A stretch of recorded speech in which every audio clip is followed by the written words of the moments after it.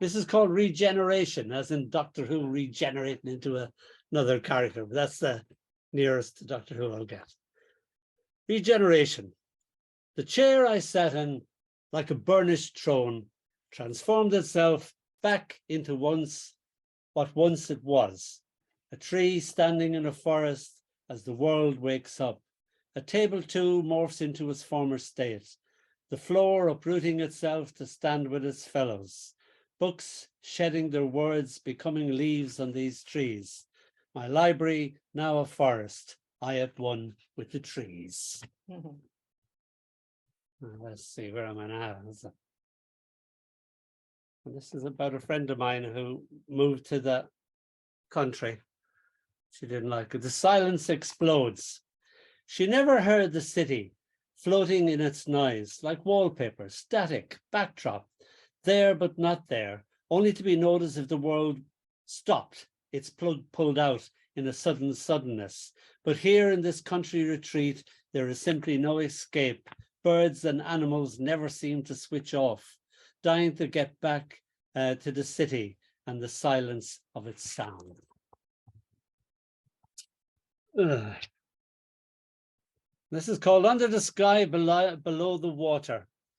I hide from the rain in the water, dive deeper into the lake.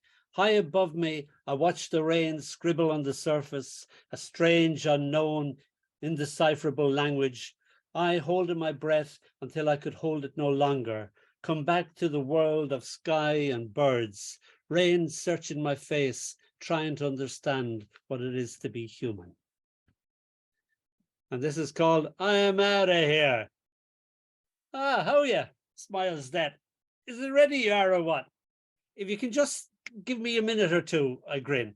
Yeah, no bother. Don't be too long though, that smirks. I go into the living room, pack a bag, the usual memories and such, a collection of her smiles. That's getting a bit fed up. Is it ready you are, or what?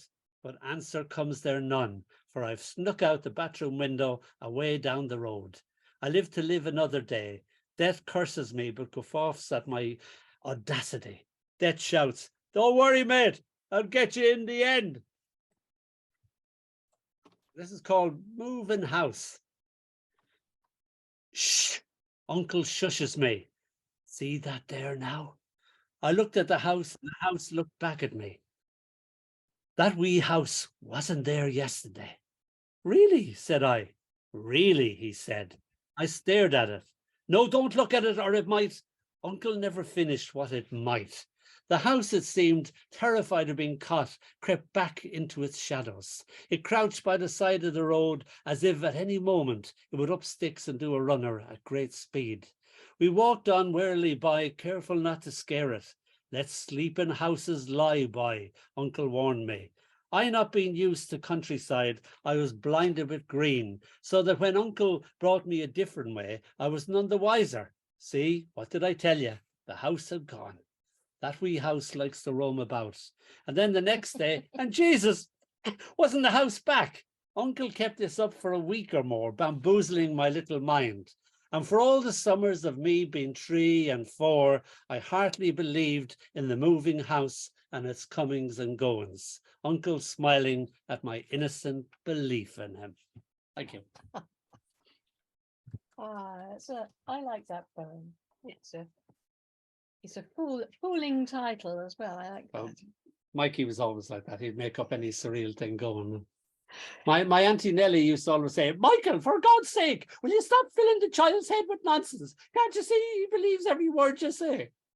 You're still like that, aren't you? I'm like that now. I do that to you.